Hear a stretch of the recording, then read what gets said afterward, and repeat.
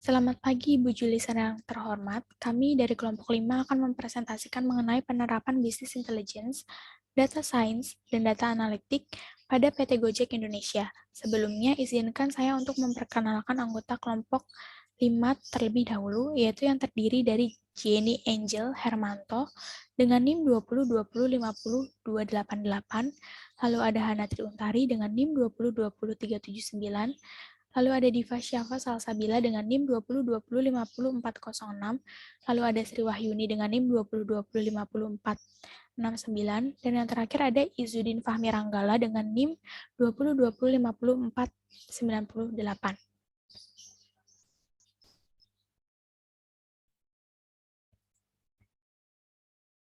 Sebelumnya saya akan menjelaskan mengenai latar belakang PT Gojek Indonesia. PT Gojek Indonesia adalah sebuah perusahaan penyedia layanan jasa transportasi yang menggunakan armada ojek motor yang tersebar di seluruh wilayah cakupan Indonesia. PT Gojek Indonesia ini didirikan oleh Bapak Nadiem Makarim. Nah, Gojek ini menganalisis dan menebak di mana lokasi si pelanggan saat itu dan akan kemana ia pergi. Nah, Gojek mempunyai tim khusus yang pekerjaannya menganalisis data hingga tebakannya bisa benar. Nah, tim tersebut bernama Business Intelligence Team. Nah, tim ini diakomodai oleh Kristal Wijaya, SPV Orblini yang mempunyai kekuatan 20 data science dan data engineering. Nah, business intelligence adalah fungsi dalam bisnis yang mengumpulkan data, mengelolanya, dan mengolahnya, sehingga menjadi informasi dan wawasan yang berguna bagi pengguna bisnis dalam mengambil keputusan yang tepat. Bisnis intelijen di Gojek ada beberapa bagian yang mengurus fungsi bisnis seperti bisnis intelijen untuk operasional, untuk driver, untuk pelanggan, dan untuk produk seperti GoPay, GoMart, dan lain-lain. Ada juga bisnis intelijen core yang digunakan untuk memastikan setiap infrastruktur bisnis intelijen berjalan dengan baik, sehingga mereka menangani semua proses untuk disederhanakan, sehingga data selalu tepat dan juga laporan keluar pada waktu yang tepat. Misalnya, di tim driver Go and Performance, katakanlah misalnya kita memiliki pertanyaan bisnis seperti berapa banyak penawaran yang kita perlukan untuk melayani permintaan bulan depan. Nah, kita akan melihat data historis seperti berapa banyak pelanggan yang kami miliki di bulan sebelumnya, lalu berapa banyak pesanan yang mereka buat, dan bagaimana juga perilaku driver-driver ini. Apakah mereka online selama seminggu atau sebulan penuh. Dari data tersebut dilakukan pengolahan, dihitung, sehingga pada akhirnya kita dapat mendapatkan informasi mengenai berapa banyak supply yang dibutuhkan untuk setiap kota dan waktu. Nah, semua data yang diolah dan dihitung ini menggunakan business intelligence, data science, dan data analitik. Berdasarkan latar belakang tersebut, penelitian ini dilakukan untuk mengetahui peran serta dampak business intelligence, data science, dan data analitik pada perusahaan Gojek.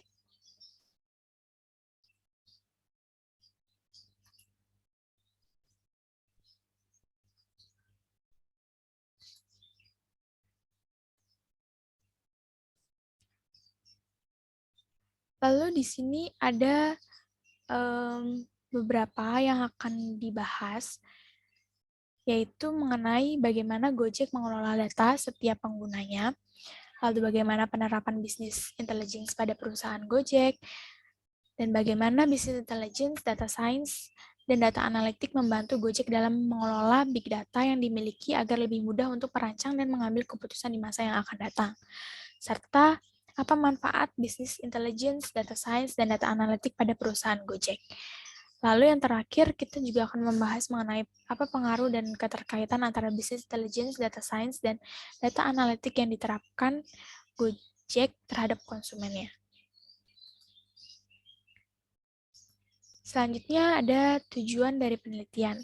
Yang pertama, untuk mengetahui cara Gojek mengelola data pengguna yang sangat banyak. Yang kedua, mengidentifikasi implementasi dari bisnis intelligence pada perusahaan Gojek. Dan yang ketiga, adakah hubungan antara bisnis intelligence, data science, dan data analitik yang sudah diimplementasikan Gojek terhadap perilaku konsumen. Yang keempat, untuk mengetahui dampak serta manfaat bisnis intelligence, data science, dan data analitik pada perusahaan Gojek. Dan yang kelima, untuk memberikan informasi mengenai pentingnya peran bisnis intelligence, data science, dan data analitik pada perusahaan. Lalu selanjutnya manfaat penulisan, ini ada 4. Yang pertama yaitu memberikan wadah kepada perusahaan untuk menemukan visi misi terhadap perusahaan. Yang kedua sebagai referensi bagi perusahaan dalam meningkatkan perencanaan strategis di dalam perusahaan. Yang ketiga sebagai sumber dan bahan masukan bagi penulis lain untuk menggali dan melakukan analisis mengenai perencanaan strategis bagi perusahaan. Dan yang keempat sebagai bahan pertimbangan bagi penulis lain dalam meningkatkan perencanaan strategis dalam perusahaan. Lalu selanjutnya ada metodologi penulisan. Di sini ada 4 metode yang dilakukan. Yang pertama itu jenis penulisan menggunakan deskriptif analitis, lalu sumber data dari data sekunder, dan fokus penelitiannya mengenai business intelligence, data science, dan data analitis, serta analisis datanya itu dikombinasikan dari semua materi di chapter 6. Nah, penulisan makalah ini bersifat deskriptif analisis, di mana metode deskriptif analisis ini adalah metode dalam suatu pemecahan masalah dengan cara mendeskripsikan, menggambarkan, menjelaskan, dan menganalisis situasi dan kondisi suatu objek permasalahan dari sudut pandang penulis berdasarkan hasil telaah pustaka yang menunjang atau studi literatur. Jika dilihat dari data yang ada, pendekatan dalam penelitian ini menggunakan metode kuantitatif, yaitu dengan cara membandingkan antara teori yang sudah didapatkan, khususnya mengenai business intelligence, data science, dan data analitik di dalam PT Gojek Indonesia ini. Untuk fokus penelitiannya sendiri, di mana objek yang kami gunakan di dalam makalah ini yaitu business intelligence, data science, dan data analitik yang ditinjau kembali apakah ketiga hal tersebut memiliki pengaruh terhadap perusahaan atau tidak. Sumber data yang kami gunakan untuk pembuatan makalah ini merupakan sumber data sekunder.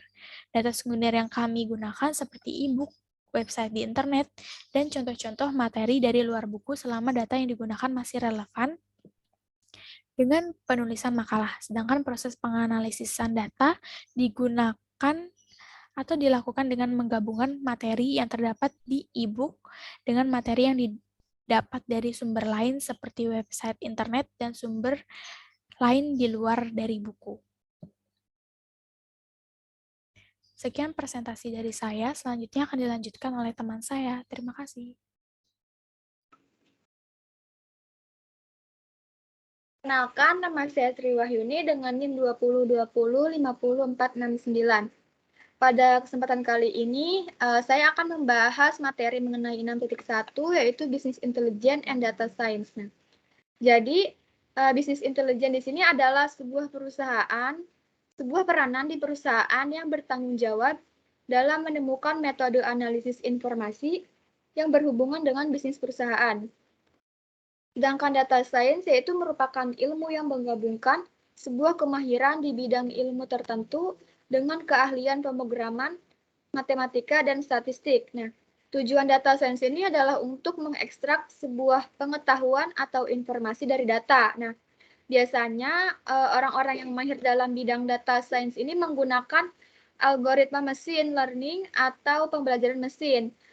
Hal ini berguna dalam mengolah teks, gambar, video, audio, dan lain-lain untuk menghasilkan kecerdasan buatan.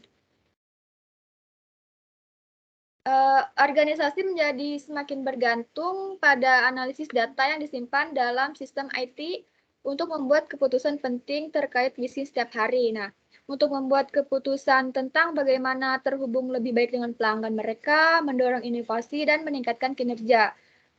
Nah, di sini ada 4 fase pengambilan keputusan. Yang pertama ada intelligent fase. Pada fase ini mengidentifikasi masalah atau peluang, mengumpulkan informasi, menetapkan tujuan dan kriteria penilaian. Lalu yang kedua ada desain fase. Di sini kita menentukan berbagai tindakan untuk memecahkan masalah atau memanfaatkan peluang. menganalisis alternatif yang terjadi, mengevaluasi setiap alternatif terhadap kriteria yang ditetapkan pada tahap kecerdasan. Yang ketiga ada choice phase. Nah, pada tahap ini kita memilih tindakan alternatif. Lalu yang keempat ada review phase. Kadang-kadang disebut juga dengan monitor, kontrol, atau tahap implementasi. Pada tahap ini kita memantau dan mengontrol pilihan untuk memastikan eksekusi yang tepat. Kembali ke fase sebelumnya, termasuk mendefinisikan ulang masalah atau peluang jika solusi kita gagal. Data drive decision making with data analytics. Ada 3 tingkat analisis data yang bervariasi dalam kompleksitas dan nilai tambah. Ketiga level adalah analisis data deskriptif, analisis data prediktif, dan analisis data preskriptif. Nah,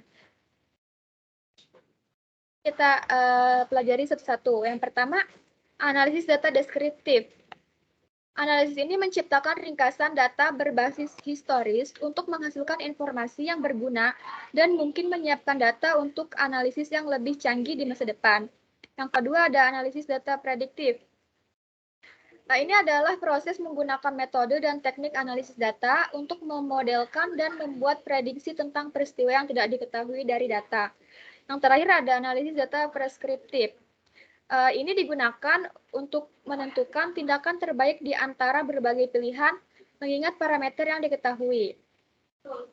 Untuk membantu manajer membuat keputusan optimal dalam analisis data real time dan membantu ilmuwan data melakukan pengumpulan data, persiapan, analisis, dan tugas presentasi yang berkisar dari pelaporan bisnis intelijen atau BI. Nah, BI ini dirancang terutama untuk menangani data statis dan sangat terstruktur dari satu sumber seperti angka dalam spreadsheet atau database. Sedangkan data science itu dibangun di atas kemampuan pelaporan BI untuk memprediksi dan meresepkan dengan menangani data multi-terstruktur berkecepatan tinggi, volume tinggi, dan kompleks dari berbagai sumber seperti post media sosial, data sensor IoT, pesan teks, gambar, dan file audio. Selain bekerja dengan berbagai jenis data, BI dan data science juga bisa menjawab berbagai jenis pertanyaan. Lalu ada traditional and modern business intelligence BI. Sebelum sebuah organisasi dapat memutuskan kemana ia ingin pergi, organisasi itu harus mengetahui keadaan bisnis saat ini. Bagaimana keadaan pesaingnya pada harga, kualitas produk, dan pangsa pasarnya.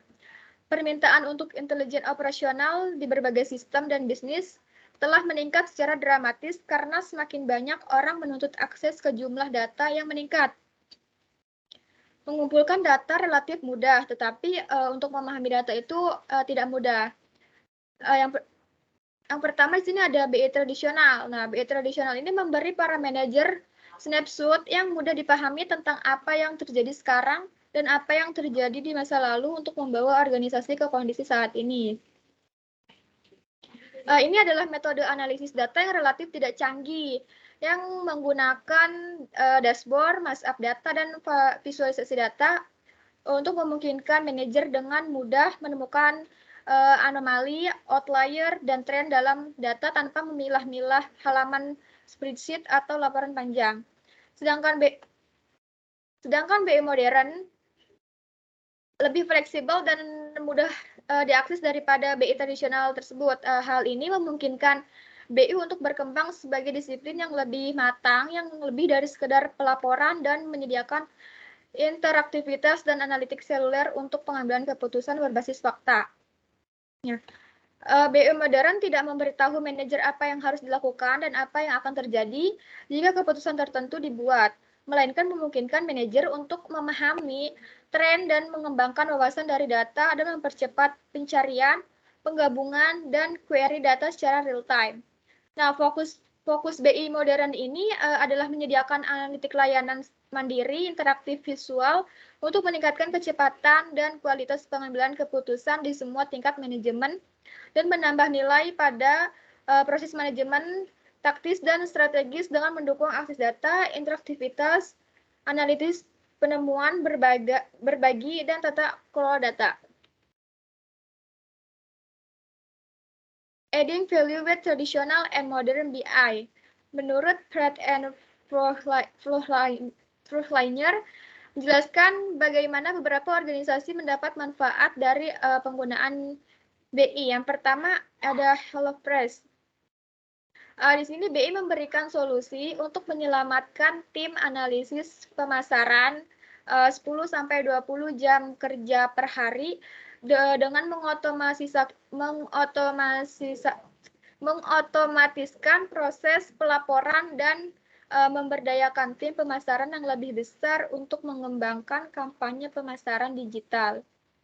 Yang kedua ada REI. Pada bagian ini meningkatkan tingkat keanggotaan dan satisfak anggotanya dengan menganalisis tingkat akuisisi, retensi, dan aktivasi dalam basis data keanggotaan mereka. Yang ketiga ada Chipotle, memiliki sumber data yang berbeda yang menghalangi tim untuk melihat pandangan terpadu tentang restorannya. Platform BI modern yang baru meningkatkan untuk menciptakan pandangan operasi terpusat untuk melacak operasi restoran di tingkat nasional. Nah, hal ini menyebabkan akses staf yang lebih baik ke data dan kecepatan pengiriman laporan untuk proyek-proyek strategi telah 3 kali lipat dari kuartalan per bulan dan menghemat ribuan jam kerja. Yang terakhir ada Columbus Ohio School System. Ini menggunakan alat BI untuk memeriksa berbagai titik data, mulai dari tingkat kehadiran siswa hingga kinerja siswa untuk meningkatkan pembelajaran siswa dan tingkat kelulusan sekolah menengah. Nah, selanjutnya akan dijelaskan oleh rekan saya, Fahmi. Silakan, Fahmi. Saya Izzuddin Fahmi Ranggala dengan NIM 2020-50498. Saya akan menjelaskan tentang finding and hiring BI professionals. Salah satu tantangan yang dihadapi oleh perusahaan adalah dengan menemukan dan mempekerjakan profesional analitik data yang berkualitas. Saat ini ada kekurangan besar profesional BI yang benar-benar memahami data besar. Yang paling menarik dan permintaan di masa depan diperkirakan akan lebih tinggi daripada saat ini.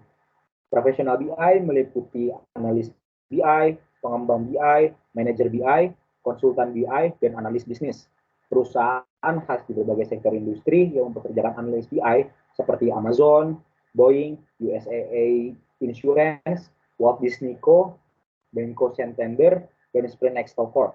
Dan pada Maret 2020, Biro Statistik Tenaga Kerja melaporkan bahwa gaji tahunan seorang analis BI berkisar antara $66.410 hingga $117.070. Namun tergantung pada kualifikasi, pengalaman, dan lokasi geografis. Lalu di sini ada tentang software to support BI professionals. Perangkat lunak BI menganalisis data dan mengaturnya sesuai dengan pola dan tren, dan secara visual menyajikan pola kepada pengguna yang mungkin tidak terbiasa dengan metode dan teknik analis statistik yang kompleks sehingga mereka dapat dengan mudah memahami informasi yang telah ditentukan sebelumnya. Hal ini ditandai dengan fungsionalitas yang mudah digunakan yang mendukung alur kerja analitik dan persiapan data hingga eksplorasi visual dan pembuatan wawasan. Perangkat lunak BI modern berkembang untuk memberikan wawasan kepada pengguna bisnis tentang pasar yang berubah dengan cepat, di mana kecepatan dihargai melebihi akurasi dengan penekanan pada layanan mandiri dan augmentasi. Lalu di sini ada tabel tentang Trust Mercu dan Tableau pada tahun 2020 menjelaskan 7 atribut utama perangkat lunak BI modern. Di sini yang pertama ada speed, yaitu Anda dapat mengajukan dan menjawab pertanyaan secara real time bahkan ketika bekerja dengan kumpulan data yang besar dan beragam. Lalu selanjutnya ada visualization. BI modern memungkinkan analitik layanan mandiri sehingga pengguna dapat mengajukan lebih banyak pertanyaan, menelusuri data, dan menghasilkan dashboard yang dapat dibagikan. Lalu selanjutnya ada single source of truth. Di sini itu maksudnya volume data yang sangat besar dari sumber perbedaan dapat dengan mudah digabungkan dan dapat memadukan sumber data yang berbeda secara real time tanpa biaya integrasi di muka. Lalu selanjutnya ada real-time collaboration. Di sini menjelaskan bahwa data selalu hidup. Pengguna dapat memfilter, mengurutkan, mendiskusikan, mengubah, dan berbagai data secara instan. Lalu ada comprehensive governance, yaitu memandang tata kelola data sebagai langkah penting dalam menciptakan lingkungan yang aman dan terpercaya untuk analitik layanan mandiri yang menghasilkan dashboard dan laporan yang akurat, tersedia, dan pastinya diaudit. Lalu selanjutnya ada scalability, yaitu mulai dari hal yang kecil dan skala sesuai kebutuhan. Gaya modern mendukung semua tahap evolusi analitikal organisasi. Lalu yang terakhir ada tentang mobility. Maksudnya itu smartphone dan tablet yang kompatibel untuk memungkinkan pengguna itu untuk melihat, berinteraksi, dan berbagi analitik terlepas dari perangkat dan lokasinya. Ini semua diharapkan hingga akhir tahun 2020, tugas manajemen data manual akan berkurang hingga 45%, dan lebih dari setengah sistem bisnis baru utama akan menggunakan data konteks waktu nyata untuk meningkatkan pengambilan keputusan. Lalu memperkirakan pada tahun 2022, teknologi augmented analytics ini akan diutamakan di aplikasi BI. Lalu saya akan menjelaskan tentang big data dan advanced data analytics. Untuk membangun bisnis berbasis data bergantung pada pengembangan kemampuan analitik data tingkat lanjut yang mengubah data menjadi wawasan berharga untuk mendorong pengambilan keputusan secara real time. Data itu sendiri memiliki nilai yang kecil. Apa yang Anda lakukan dengan data itulah yang membuatnya menarik. Dan semakin banyak data yang Anda kumpulkan, semakin banyak wawasan tentang bisnis Anda dan pelanggannya yang dapat diperoleh oleh perusahaan. Saat ini, volume yang lebih besar dan jenis data yang lebih beragam dikumpulkan dan dianalisis setiap hari untuk membantu para manajer membuat keputusan yang baik di semua industri dan unit bisnis di seluruh dunia. Di sini ada tentang big data. Big data merupakan kumpulan data yang sangat besar atau kompleks untuk dianalisis menggunakan aplikasi pemrosesan data tradisional. Big data sendiri itu merupakan faktor utama yang mendorong pentingnya data tingkat lanjut analitik mulai dari hari ini. Makin banyak manajer dan tim mereka mencari big data untuk membantu mendorong pengambilan keputusan yang sukses dan membantu fungsi pekerjaan yang penting. Lalu selanjutnya ada tentang analis data. Analisis data ini merupakan proses pemeriksaan kumpulan data untuk menarik kesimpulan tentang informasi yang dikandung, biasanya dengan bantuan perangkat lunak komputer. Di sini the four versus of big data. Yang pertama tuh ada volume. Untuk menangani volume besar atau data besar dan menyediakan kemampuan analitik yang komprehensif di platform data besar. Lalu yang kedua ada variety. Variety ini merupakan lingkungan analitik yang telah berkembang dari menarik data, sebagian besar data terstruktur itu dari gudang data perusahaan tunggal untuk memasukkan berbagai sumber semi terstruktur dan tidak terstruktur seperti posting media sosial, men-tweet sesuatu hal, memposting video, memposting gambar, data sensor, dan panggilan layanan pelanggan. Lalu ada velocity. Velocity ini merupakan kecepatan data yang disimpan, dianalisis, dan laporan yang dibuat. Jika data tidak diproses pada waktu yang tepat, mereka mungkin tidak lagi akurat atau berguna. Misalnya, data pasar saham harus diperbarui secara real time, karena volatilitas pasar saham seperti halnya persediaan sehingga pelanggan tidak kecewa ketika barang yang mereka pesan tidak dapat dikirimkan seperti yang dijanjikan. Lalu yang terakhir ada veracity. Ini merupakan seperti data yang tidak lengkap, hilang atau terduplikasi dan perlu diperbaiki. Volume dan variasi data yang besar berarti lebih banyak data kotor yang lebih sulit untuk ditangani. Jika analisis atau komponen data yang digunakan salah, maka hasilnya akan menjadi tidak masuk akal. Big data dapat memiliki dampak dramatis pada keberhasilan perusahaan manapun atau dapat menjadi pengeluaran besar dengan kontribusi rendah. Misalnya, banyak perusahaan mengumpulkan dan menangkap data dalam jumlah yang besar, tetapi menghabiskan sedikit upaya untuk memastikan kebenaran data yang diambil pada tahap transaksional atau titik asal. Memvalidasi data tidak hanya meningkatkan kepercayaan pada data, tetapi juga secara signifikan mengurangi upaya untuk menganalisanya dan menghasilkan keputusan yang lebih berkualitas. Selanjutnya akan dijelaskan oleh teman saya. Terima kasih. Selanjutnya, saya akan menjelaskan mengenai learning objective 6.3 yaitu deskripsi data analytic tools.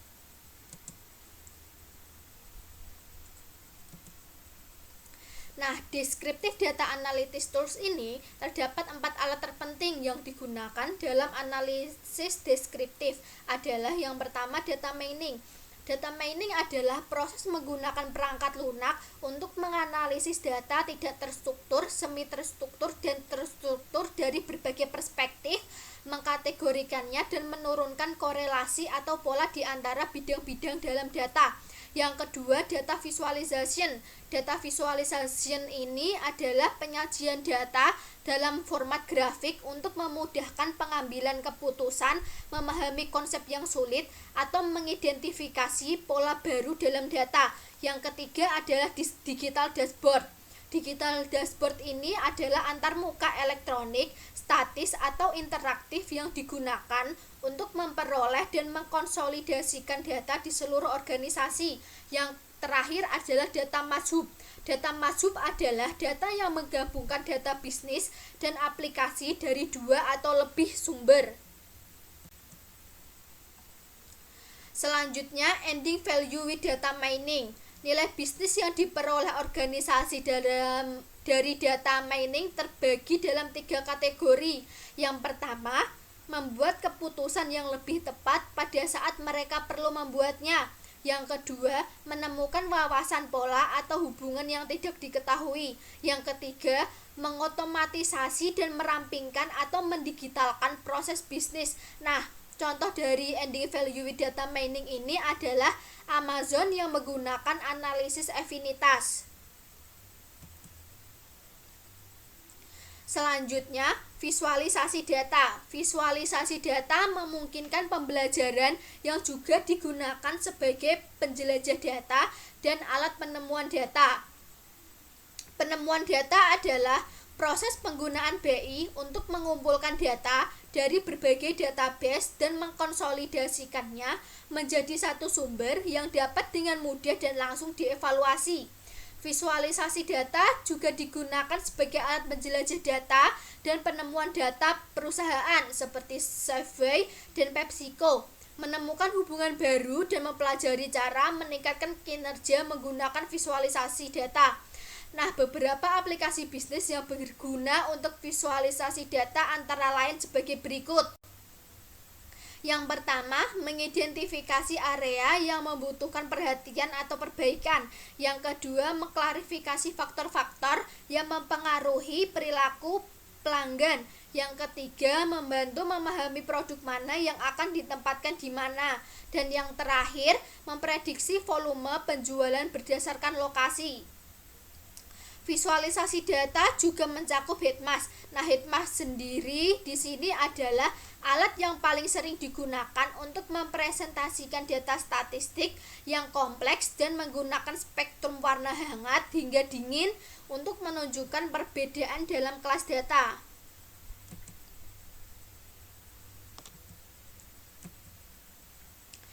Nah, heatmaps terdapat 3 warna dasar.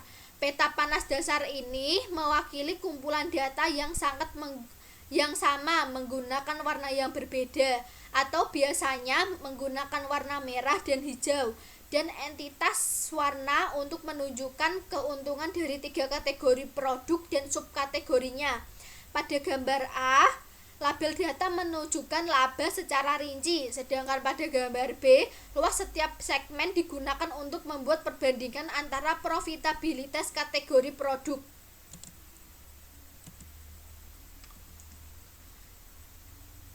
Selanjutnya, menunjukkan 2 jenis data heatmaps yang lebih canggih yang sangat berguna untuk menganalisis efektivitas halaman web.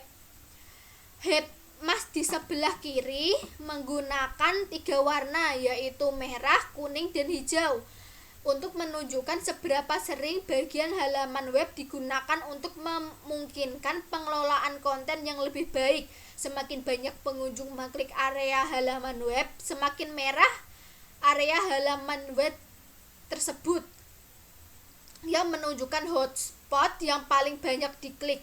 Heatmaps konventi di sisi kanan adalah versi yang sangat spesifik dari headmask tradisional yang menunjukkan setiap pengguna individu mengklik situs web sebagai titik berwarna yang diikat ke mesin pencarian yang memulai kunjungan, misalnya google.com, google.co.in, google.co.uk, dan google.ca. Selanjutnya, augmented reality atau AR. Tingkat visualisasi data tertinggi yang tersedia saat ini adalah augmented reality atau AR, yang memadatkan data menjadi grafik atau bagan yang memudahkan dicerna yang dapat diproyeksikan secara visual dengan teknologi AR untuk melibatkan pengguna sepenuhnya. Augmented reality AR adalah penggunaan metode dan teknik visualisasi 3D yang lebih kontemporer untuk menggambarkan hubungan dalam data, termasuk pemetaan cerdas, rutinitas cerdas, pembelajaran mesin, dan pemrosesan bahasa lain. Beberapa kegunaan augmented reality meliputi yang pertama, produk Coca-Cola. Produk Coca-Cola ini telah mengembangkan aplikasi AR yang membantu pengecer dalam memvisualisasikan bagaimana pendingin minuman akan cocok dengan toko mereka. Yang kedua, Toys R Us di Australia menciptakan perburuan telur Paskah virtual untuk pelanggan mudanya. Dengan menggunakan meja komputer, seorang anak dapat mengikuti kelinci Paskah di sekitar toko, mencari telur digital yang disembunyikan di sekitar toko. Yang ketiga, IKEA menggunakan augmented reality untuk membantu pelanggan dengan visualisasi AR tentang bagaimana furnitur akan terlihat di ruang tamu yang berbeda. Yang ketiga, Amazon View. Amazon View ini memungkinkan pembeli online melihat bagaimana suatu produk akan terlihat di rumah mereka dengan mengklik ikon kamera di aplikasi Amazon dan memilih produk seluruh kategori seperti furnitur, peralatan dapur, dan dekorasi rumah. Yang kelima, Google sedang menguji coba fitur augmented reality baru untuk Google Maps. Dalam fitur baru ini, Google mengambil lokasi seseorang melalui GPS dan menggunakan data Street View untuk mempersempitnya ke lokasi persis pengguna. Kemudian ditampilkan panah besar dan petunjuk di layar untuk diikuti pengguna. Yang keenam, Burger ini memproyeksikan burger Impossible tanpa daging baru mereka ke piring virtual tamu mereka melalui aplikasi Snapchat di smartphone mereka, yang memungkinkan pelanggan Burger melihat makanan siang mereka sebelum memesan. Selanjutnya, dashboard. Nah, digital dashboard ini merupakan tools untuk melakukan visualisasi performance dengan menggunakan indikator-indikator tertentu sebagai dasar tampilan informasi. Digital dashboard banyak digunakan orang karena sifat pelaporannya yang mudah dipahami karena berbasis grafis. Kecenderungan otak manusia lebih mudah memahami informasi dalam bentuk gambar atau visual dan warna yang jika dibandingkan sekumpulan angka. Pada gambar di samping ini menunjukkan digital dashboard. Nah, perusahaan bebas untuk menentukan bentuk desain digital dashboard mana yang akan diimplementasikan. Adapun 3 pertimbangan utama untuk membantu desain yang baik. Yang pertama, disesuaikan dengan kebutuhan. Yang kedua, kesederhanaan. Yang ketiga, keindahan dan kesesuaian terhadap tata letak, gambar, tipe huruf, besar huruf, dan warna atau daya tarik terhadap estetika tinggi dan mudah untuk digunakan dan dipahami atau user friendly bahkan untuk pengguna baru sekalipun. Bentuk implementasi digital dashboard Gagwe merupakan salah satu bentuk digital dashboard yang sekarang paling banyak diminati dan diimplementasikan oleh perusahaan di dalam piranti lunak. Arti Gagwe di sini sebenarnya adalah pengukuran. Gagwe umumnya menggunakan pembedaan informasi dalam bentuk pewarnaan. Nah, contohnya untuk kondisi sudah masuk area berbahaya, kuning untuk kondisi sudah masuk area di ambang batas antara aman dan bahaya, hijau untuk kondisi sudah masuk area aman, dan early warna sistem baru akan diberlakukan jika sudah masuk kondisi area berbahaya, tentunya dengan berpatokan pada indikator tertentu.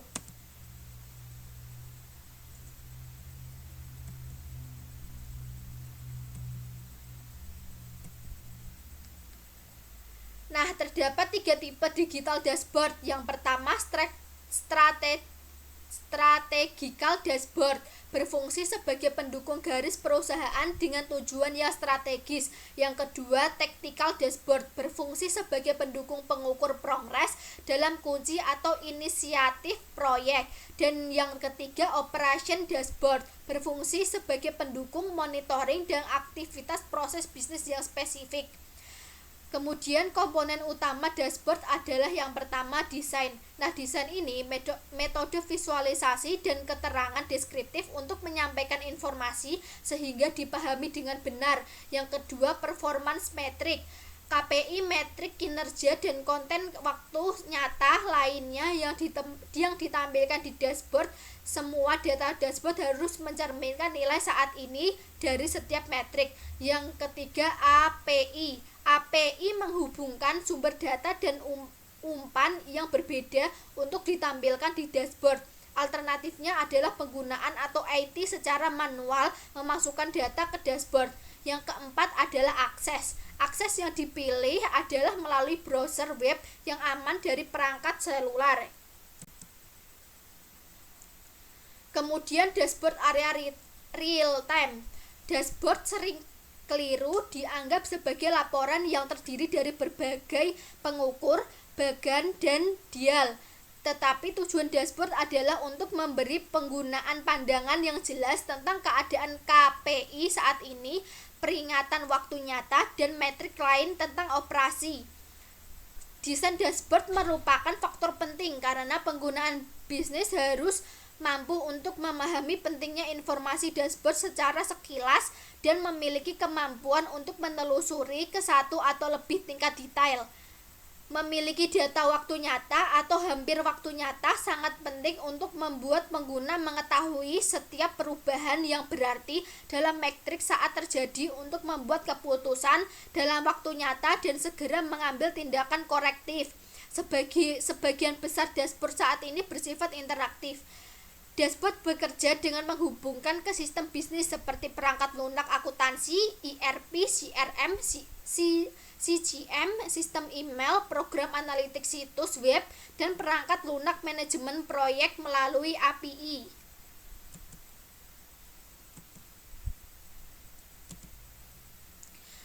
Ending value with digital dashboard. Yang pertama, visibility. Visibility adalah blind spot diminimalkan atau dihilangkan ancaman dan peluang terdeteksi segera mungkin.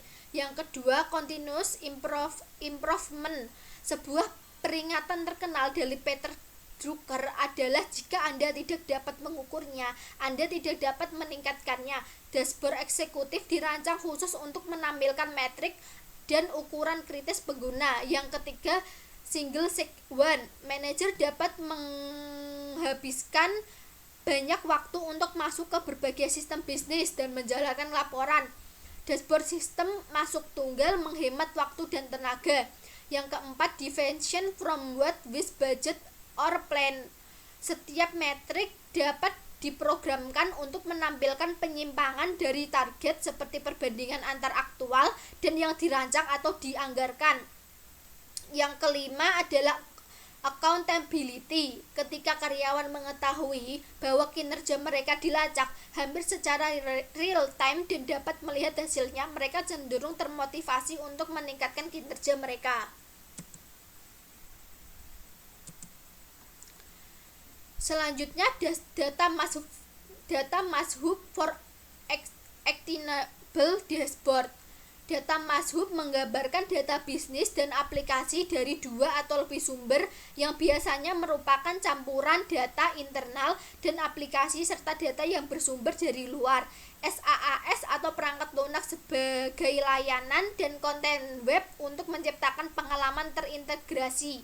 Mereka meningkatkan kemampuan interaktif dashboard, memungkinkan pengguna untuk mendapatkan wawasan baru dan melihat tren dalam data dalam bisnis dari semua ukuran. Mazhub adalah solusi cepat dan hemat biaya untuk berbagai masalah analisis data. Dengan Mazhub, pengguna dapat memfilter data berdasarkan kebutuhan sehingga hanya informasi yang dibutuhkan yang disediakan oleh layanan data yang tersedia. Tidak seperti dashboard dan kemampuan penelusuran yang pengguna secara aktif terlebih dengan Mazhub tetapi berada di belakang layar dan tidak terlihat karena data disajikan seolah-olah berasal dari satu sumber. Nah, contoh dari jenis Mazhub ini adalah customer, logistis, dan human resource. Enterprise Mazhub arsitektur. Nah, pada gambar ini menunjukkan arsitektur umum aplikasi Mazhub perusahaan. Data dari penyimpanan data operasional, sistem bisnis, data eksternal atau data ekonomi, pemasok informasi dan efektivitas pesaing, dan umpan berita waktu nyata terintegrasi untuk menghasilkan Mazhub perusahaan. Ending value with Mazhub. Mazhub perusahaan meningkatkan efisiensi operasional, mengoptimalkan jalur penjualan, meningkatkan kepuasan pelanggan, dan mendorong profitabilitas. Di dalam pemerintahan, Mazhub telah berdampak positif pada bidang strategis seperti keterlibatan dan kepuasan warga, transportasi keuangan, pengawasan proyek, kepatuhan terhadap peraturan, dan pelaporan yang diatur undang-undang. Manfaat Mazhub dapat diringkas sebagai yang pertama, secara dramatis mengurangi waktu dan upaya yang diperlukan untuk menggabungkan sumber data yang berbeda. Yang kedua, penggunaan dapat menentukan Mazhub data mereka sendiri dengan menggabungkan bidang dari sumber data berbeda yang sebelumnya tidak dimodelkan. Yang ketiga, pengguna dapat mengimpor sumber data eksternal, misalnya spreadsheet dan data pesaing untuk membuat dashboard baru. Yang keempat, memungkinkan pembuat query kompleks oleh non-ahli dengan alat pembuatan query seret dan lepas. Selanjutnya saya akan menjelaskan Learning Objective 6.4 atau Predictive and Prospective Data Analytics Methods and Techniques. Nah, Predictive and Predictive Data Analytics Methods and Techniques adalah alat analisis data perspektif dan prediktif dan perspektif yang paling umum. Terdapat 4 bagian. Yang pertama, text mining. Text mining ini adalah bentuk khusus dari data mining, sementara data mining berfokus pada analisis data numerik terstruktur. Text mining ini menafsirkan kata-kata dan konsep dalam teks. Yang kedua, spatial data mining. Spatial data mining, Geographic Information System atau GIS adalah alat berbasis komputer yang menangkap, menyimpan, memanipulasi, menganalisis, dan mengvisualisasikan data geografis pada peta. Yang ketiga, regression, di mana ada 2 jenis, yaitu time series regression dan linear regression. Optimization and rules based decision making. Decision optimization atau optimasi keputusan adalah proses menghitung nilai variabel yang mengarah nilai optimal dari peristiwa yang diselidiki, sedangkan rules based decision making adalah pengambilan keputusan berdasarkan aturan pengembalian keputusan yang membantu pemula membuat keputusan seperti seorang ahli. Dan yang terakhir adalah machine learning. Machine learning sendiri ini adalah algoritma ilmiah yang mengidentifikasi pola dalam data besar untuk belajar dari data dan membuat wawasan berdasarkan data. Kemudian cara kerja dari text mining. Text mining memiliki sifat yang mirip dengan data mining, tetapi dengan fokus pada teks daripada bentuk data yang lebih terstruktur. Namun salah satu langkah yang pertama dalam proses text mining adalah mengatur dan menyusun data dengan cara tertentu sehingga dapat menjadi sasaran analisis kualitatif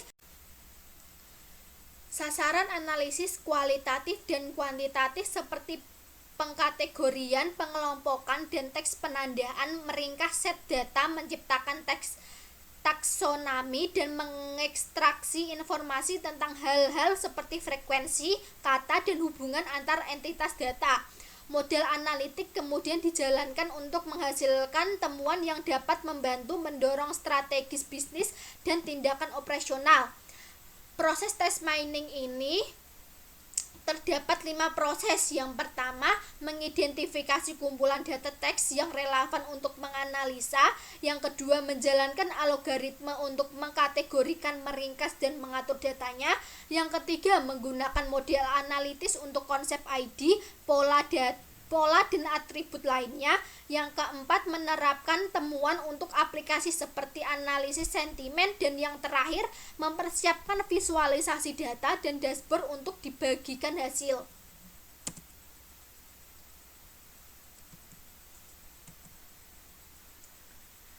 Nah, penerapan aplikasi text mining. Analisis sentimen adalah aplikasi text mining yang banyak digunakan yang dapat melacak sentimen pelanggan tentang perusahaan. Juga dikenal sebagai opini mining. Analisis sentimen text mining dari tinjauan online, jejaring sosial, email, interaktif, pusat panggilan, dan sumber data lainnya untuk mengidentifikasi untaian umum yang mengarah ke perasaan positif atau negatif dari pihak pelanggan. Perangkat lunak text mining juga menawarkan kemampuan pengambilan informasi yang mirip dengan apa yang ditawarkan oleh mesin telusur dan platform pencarian perusahaan. Tetapi itu biasanya hanya elemen dari aplikasi text mining tingkat tinggi dan bukan penggunaan itu sendiri. Chatbots menjawab pertanyaan tentang produk dan menangani tugas layanan pelanggan dasar. Mereka melakukannya dengan menggunakan teknologi Natural Language Understanding atau NLU, sebuah subkategori NLP yang membantu para bots memahami ucapan manusia dan teks tertulis sehingga mereka dapat merespon dengan tepat.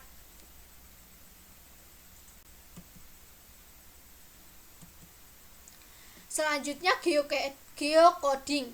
Nah, geocoding ini adalah proses membaca teks input seperti alamat dan mengubahnya menjadi output dalam bentuk koordinat lintang atau bujur.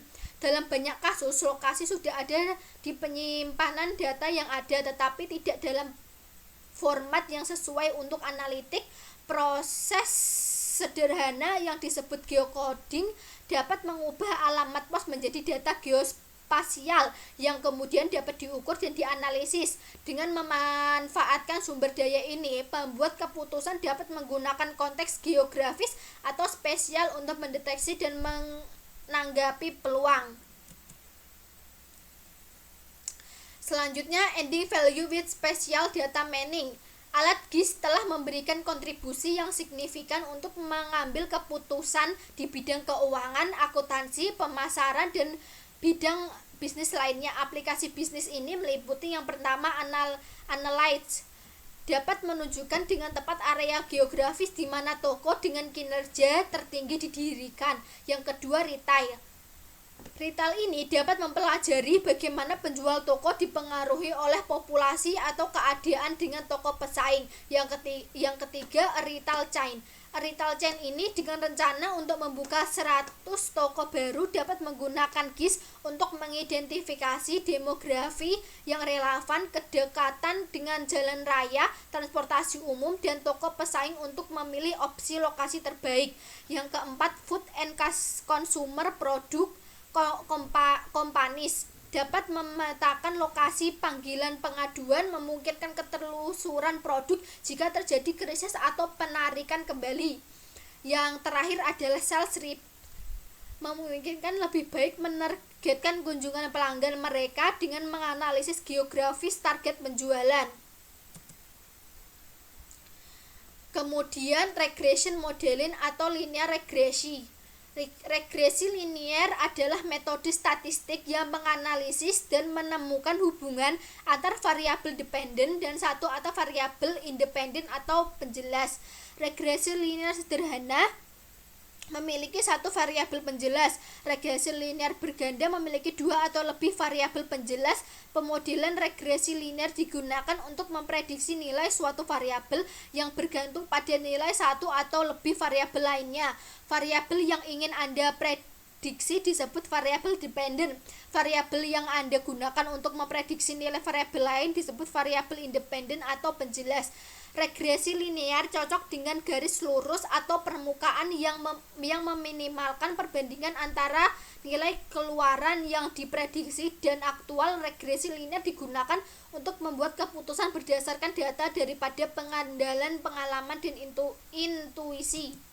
Nah, berikut ini merupakan contoh dari regresi linear. Kemudian regresi modeling time series regression.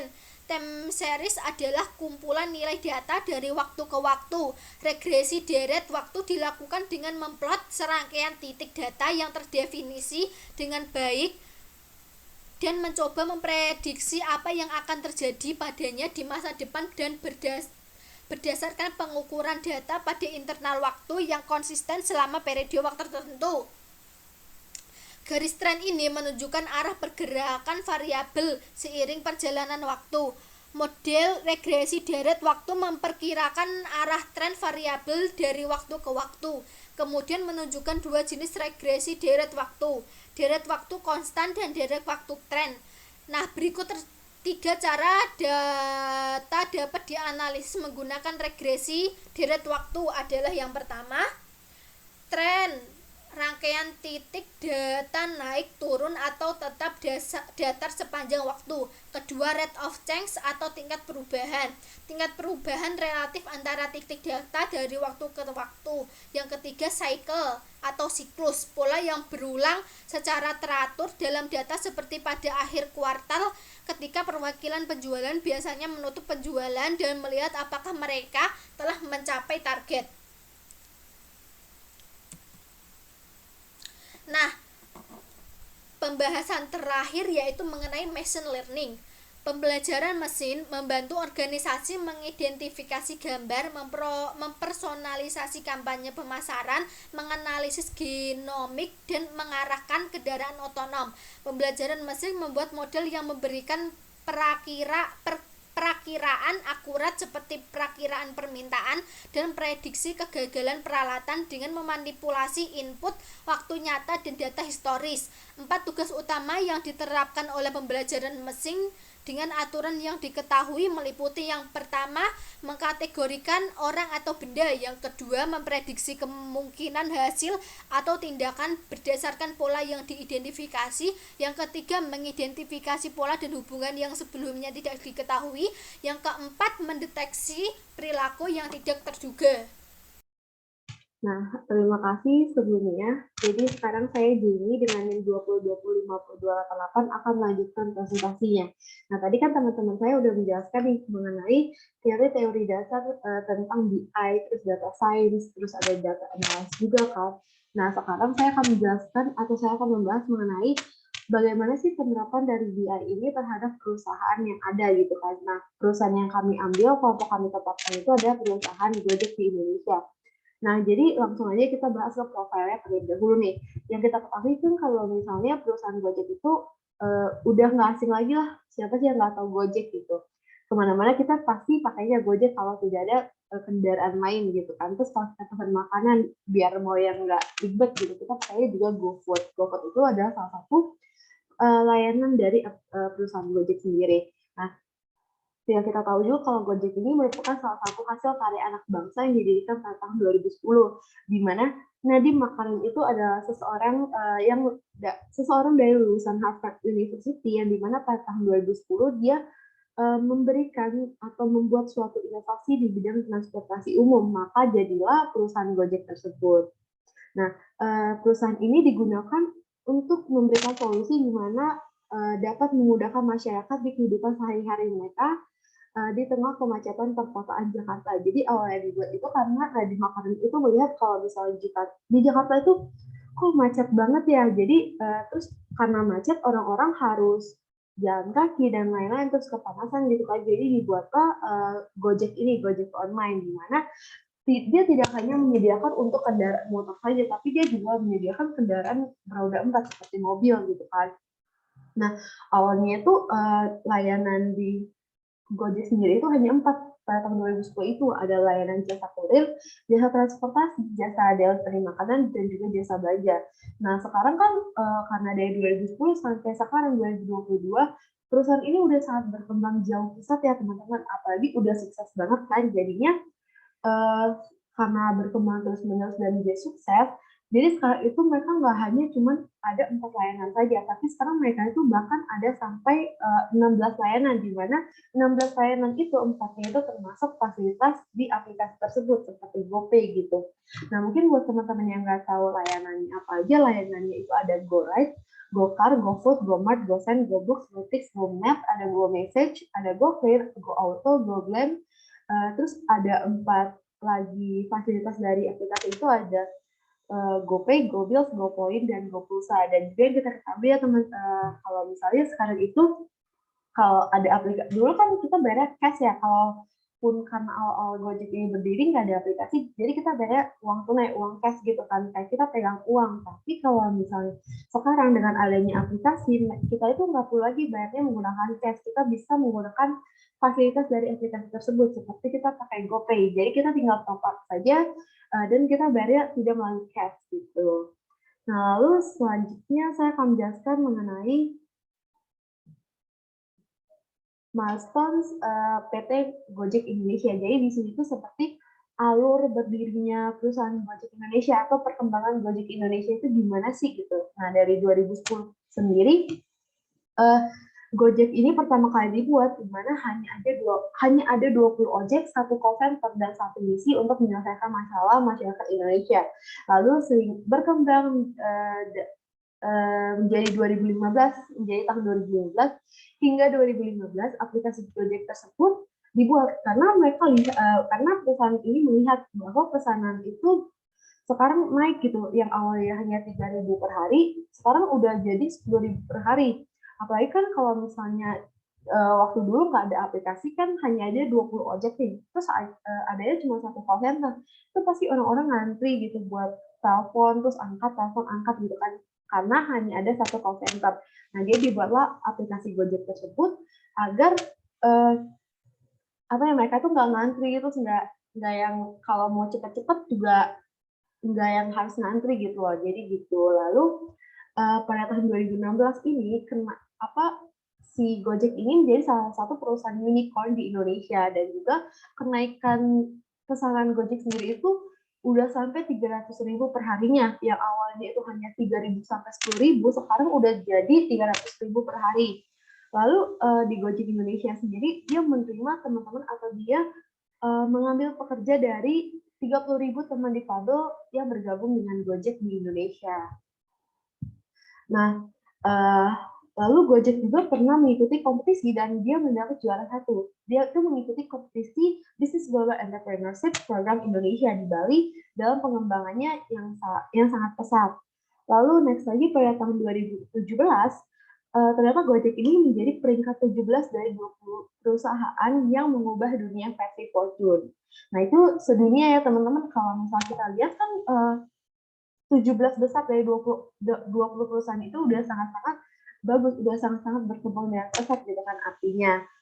Nah, Gojek itu juga bertumbuh 3.600 kali lipat dalam 18 bulan, di mana Gojek ini menjadi salah satu pertumbuhan tercepat di dunia juga. Nah, pada tahun 2018, perusahaan Gojek ini sudah berekspansi ke Vietnam dan Thailand. Jadi udah kayak hampir masuk Asia Tenggara gitu kan, Asia Tenggara. Di mana pesanannya yang awalnya hanya 300.000 per hari itu tuh di tahun 2018 atau di perjalanan hingga 2018 pesanannya itu udah 100 juta per harinya gitu kan. Jadi udah meningkat banget lah, udah pesat banget gitu. Nah, lalu pada tahun 2019 Gojek ini juga mendapat penghargaan Fortune favorit lagi, dan Gojek itu punya lebih dari 20 produk dan juga 2 juta mitra driver, di mana pendanaan Gojek tersendiri dari seri F-nya itu dari Google, Tencent, JD.com, sama Mitsubishi gitu. Lalu pada tahun 2020 sendiri, Gojek ini berekspansi lagi hingga mereka menyatukan aplikasi yang ada di Indonesia, Singapura, Thailand, dan Vietnam. Nah, aplikasi ini udah diunduh lebih dari 190 juta kali pengguna. Lalu pada tahun 2021, sekarang Gojek dan Tokopedia itu bergabung menjadi GoTo, di mana itu merupakan salah satunya perusahaan teknologi di Indonesia terbesar gitu. Jadi, dan sekarang 2022 pun Gojek ini masih terus masih terus berkembang. Apalagi yang kita tahu kan sekarang COVID-19 ya. Dengan salah satu layanannya GoFood itu menjadi salah satu aplikasi favorit gitu dari masyarakat umum gitu kan. Apalagi sekarang dia bekerja sama dengan Tokopedia. Sekarang itu masih berkembang dengan pesat dan masih bekerja sama dengan Tokopedia. Lalu pastinya kalau misalnya suatu perusahaan itu pasti ada visi dan ada misinya gitu kan. Nah, visi dari perusahaan Gojek sendiri itu adalah membantu memperbaiki struktur transportasi di Indonesia, memberikan kemudahan bagi masyarakat dalam melaksanakan pekerjaan sehari-hari, seperti pengiriman dokumen, terus belanja harian dengan menggunakan layanan fasilitas kurir, serta turut mesejahterakan kehidupan tukang ojek di Indonesia ke depannya. Lalu di sini ada pasti kalau ada visi pasti ya ada misi dari perusahaan. Jadi di sini perusahaan Gojek ini merupakan perusahaan startup asli Indonesia dengan misi sosial. Nah, PT Gojek sendiri itu ingin meningkatkan kesejahteraan sosial dengan menciptakan efisiensi pasar. Nah, untuk mewujudkannya ada beberapa misi dari Gojek sendiri. Yang pertama, menjadi acuan pelaksanaan kepatuhan dan tata kelola struktur transportasi yang baik dengan menggunakan kemajuan teknologi. Yang kedua, ada memberikan layanan prima dan solusi yang bernilai tambah kepada pelanggan. 3, membuka lapangan kerja selebar-lebarnya bagi masyarakat di Indonesia. Lalu yang keempat, ada meningkatkan kepedulian dan tanggung jawab terhadap lingkungan dan sosial. Dan yang terakhir itu menjaga hubungan baik dengan berbagai pihak yang terkait dengan usaha ojek online sendiri. Nah, itu untuk visi misi dari perusahaan Gojek Indonesia. Nah, lalu di sini ada struktur organisasi. Dari perusahaan Gojek Indonesia, di mana Nadiem Makarim itu sebagai Chief Executive dari Gojek, dan ada Michael Angelo Moran yang menjadi Chief Branding Gojek, terus ada Rohan Mongga yang menjadi Chief Product Gojek. Lalu ada Kevin Alwi itu sebagai Chief Financial Gojek, ada Monica Omdan sebagai Human Research dari Gojek, terus ada Sharon Gunaskara sebagai Chief Technology dari Gojek sendiri. Nah, selanjutnya mengenai Business Intelligence di perusahaan Gojek. Bagaimana sih penerapan Business Intelligence ini di perusahaan Gojek? Jadi di sini kasusnya atau bukan kasus, jadi di sini penjelasannya itu saya mengambil dari satu video yang dimana narasumbernya itu merupakan atau pembicaranya itu merupakan salah satu karyawan Business Intelligence di perusahaan Gojek tersebut. Nah, jadi dikatakan bahwa Business Intelligence di Gojek sendiri itu memiliki beberapa bagian yang mengurus fungsi bisnis, seperti Business Intelligence untuk operasional, terus untuk driver, pelanggan, produk, seperti GoPay, terus GoMart, dan masih banyak lagi. Nah, jadi di sini juga ada inti Business Intelligence yang dimana untuk memastikan infrastruktur BI akan dan dapat berjalan dengan baik. Jadinya itu mereka dapat menangani semua proses untuk disederhanakan, sehingga data itu selalu benar dan juga laporan dapat keluar pada waktu yang tepat. Contohnya nih, misalnya dalam tim dari Gojek sendiri nih, dalam tim dari Gojek, pertumbuhan dan kinerja pengemudi, katakanlah mereka itu memiliki pertanyaan bisnis seperti berapa banyak sih penawaran yang mereka perlukan untuk melayani customer. Terus mereka juga akan melihat nih data-data historis seperti berapa banyak pelanggan yang mereka punya di bulan sebelumnya. Nah, lalu berapa banyak sih pesanan customer yang dibuat. Terus juga ada bagaimana perilaku dan dari beberapa driver ini gitu kan. Apakah driver ini online selama seminggu atau misalnya mereka online-nya sebulan full gitu. Nah, dari data tersebut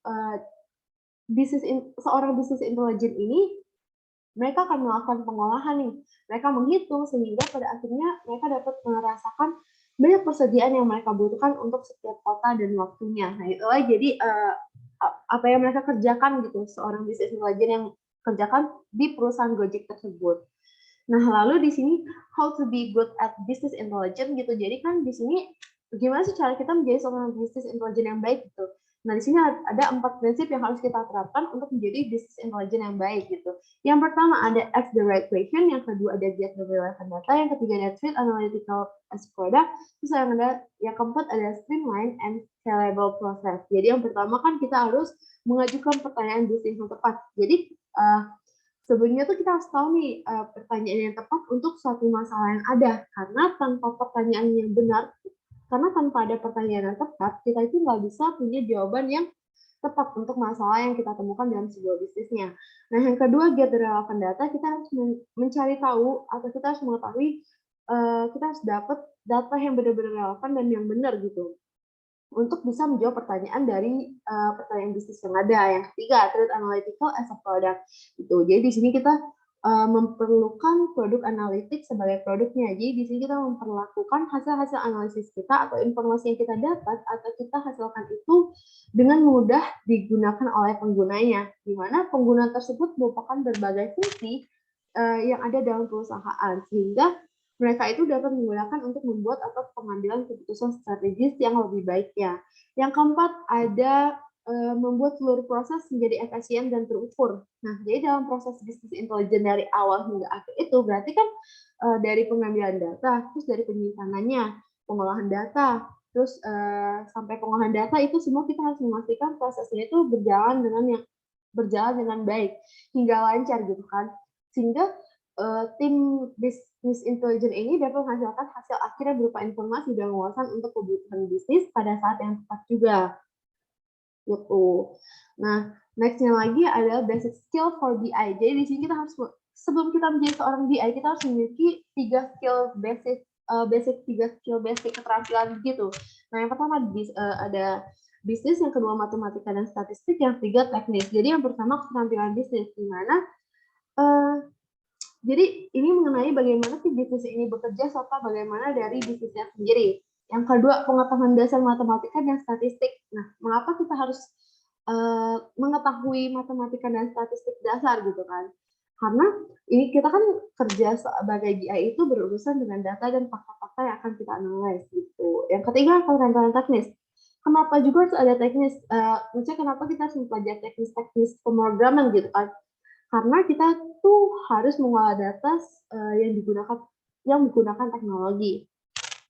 Jadi banyak banget hal yang kita lakukan dengan pemrograman. Jadi kita harus bisa memiliki dasar-dasar pemrograman yang baik. Lalu big data pada perusahaan Gojek sendiri. Nah, tadi kan kalau tadi mengenai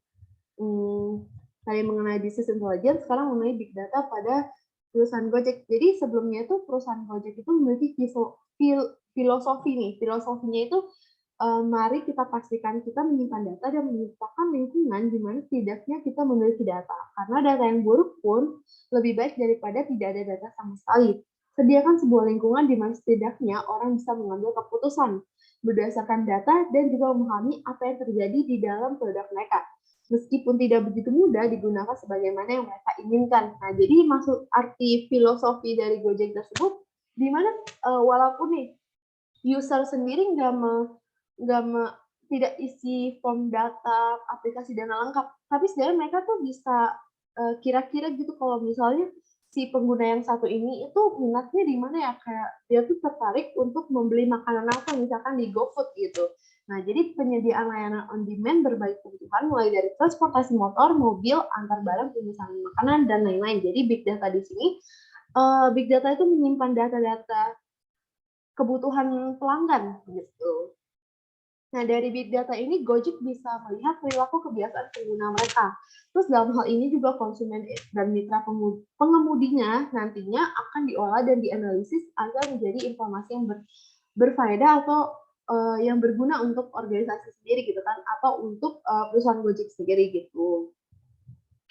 Nah, jadi di sini ada kayak bagaimana sih Gojek ini membuatnya sehingga orang-orang dapat menggali potensi data yang baru, seperti kata Bill Gross sendiri, bahwa untuk membangun suatu pertumbuhan, kita itu harus sangat kreatif, kita itu harus menemukan bongkahan data tersebut dari wawasan yang orang lain tidak tahu cara menemukannya. Nah, itulah yang dipakai oleh si perusahaan Gojek sendiri, big data yang digunakan oleh perusahaan Gojek sendiri. Nah, itu mereka itu harus memikirkan data yang mirip dengan perumpamaan dari Bill Gross ini. Nah, lalu nih, Gojek itu juga selalu akan melihat Gojek itu akan selalu melihat semua data yang untuk memastikan semua produk punya data yang tepat dan meningkatkan strategi dari produk tersebut. Nah, segala interaksi yang dilakukan pengguna dalam aplikasi itu mereka bisa diketahui dalam big data. Jadi mulai dari tombol apa aja sih yang bisa ditekan pengguna gitu, seperti yang kayak di aplikasi ini ada GoRide gitu kan, itu semua ada di big data gitu kan. Terus bagaimana sih alur yang dilakukan pengguna untuk menyelesaikan pesanan? Gimana sih step-step mereka saat mereka pesan GoFood gitu kan? Kayak misalkan saya pesan makanan di GoFood nih, saya menyelesaikan langkah 1, langkah yang pertama di mana saya memilih makanan yang saya minati gitu kan. Kemudian alur-alur apa lagi sehingga pesanan itu udah selesai mereka pesan gitu. Lalu hingga bagaimana pengguna mencari merchant favorit di GoFood gitu kan. Merchant favorit itu kayak makanan favorit mereka itu di GoFood tuh apa gitu. Kayak favorit mereka tuh apa ya, nanti biasanya big data itu menganalisis nih, oh si pengguna satu ini suka banget dengan makanan ini, jadi nanti kalau misal pengguna satu mau cari makanan direkomend dari Gojek itu yang ini gitu, karena berhubungan gitu misalnya. Terus olah data dan analis data ini tidak hanya di bagian pengguna saja, tetapi juga pada bagian mitra pengemudinya. Nah, Gojek melakukan sejumlah langkah untuk membantu mitra meningkatkan kesejahteraan, dan salah satu langkah nyatanya diberikan adalah program swadaya untuk para mitra. Nah, lalu di sini ada North Star Metric. Jadi di sini si Gojek ini memakai tujuan North Star Metric. Nah, apa sih metrik North Star itu? Nah, metrik North Star ini merupakan sesuatu yang dipakai untuk menyelaraskan pengaturan. Jadi di sini setiap orang di perusahaan itu harus tahu benar nih apa sih tujuan perusahaan mereka sendiri gitu kan. Seiring dengan bertambahnya jumlah transaksi yang telah selesai, mereka tuh mewujudkan tujuannya. Di mana setiap pemilik produk ini ingin tahu gimana sih bisa berkontribusi pada North Star di Gojek gitu kan. Nah, di sini kita bisa lihat dari gambar yang di share screen, saya akan menjelaskan mengenai gambar tersebut. Nah, di mana perusahaan Gojek ini harus meningkatkan transaksi yang telah selesai di GoRide gitu kan, terus transaksi yang telah selesai di GoFood akan menambah metrik North Star tersebut. Transaksi GoPay-nya itu akan menambah metrik itu, jadi yang datanya perlu disejajarkan. Jadi mereka itu mulai memecahkan kategori dan lapisan yang datanya itu perlu disejajarkan gitu. Nah, untuk memesan GoFood sendiri yang telah selesai, apa saja sih metrik yang penting untuk itu?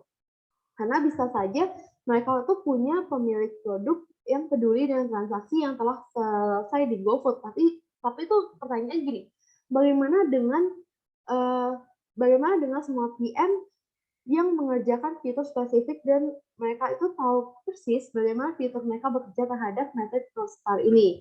Terus juga ada bagaimana sih mereka memastikan bahwa ada pengemudi untuk menerima pesanan itu dan menyelesaikannya gitu kan. Nah, jawabannya itu karena saat pengemudi pergi ke restoran atau toko barangnya habis, jika tidak ada PM yang dapat mengumpulkan metrik khusus yang penting ini ke dalam metrik North Star.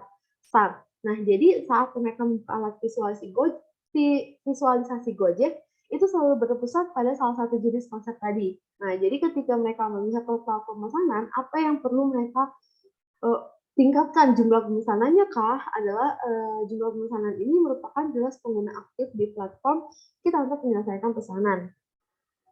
Nah, itu mengenai tujuan utama si Gojek ini memakai North Star Metric. Lalu di sini ada data science in Gojek. Jadi data science di Gojek itu bagaimana sih? Nah, orang-orang yang bekerja sebagai data science itu mereka itu melakukan mereka itu membangun basis sistem yang cerdas dari data yang sangat besar yang Gojek kumpulkan gitu. Jadi tugas mereka tuh itu gitu.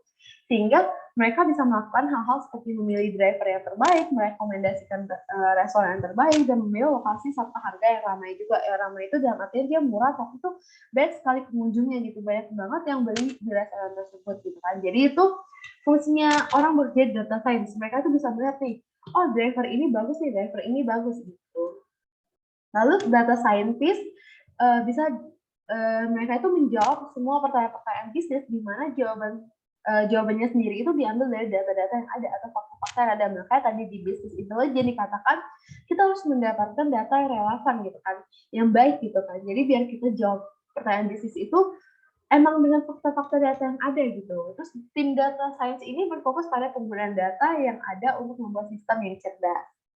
Nah, itu saja mengenai penerapan business intelligence, data science, dan data analisis, serta big data di perusahaan Gojek Indonesia. Nah, sekian dari saya. Terima kasih. Nanti akan dilanjutkan oleh Fahmi. Terima kasih.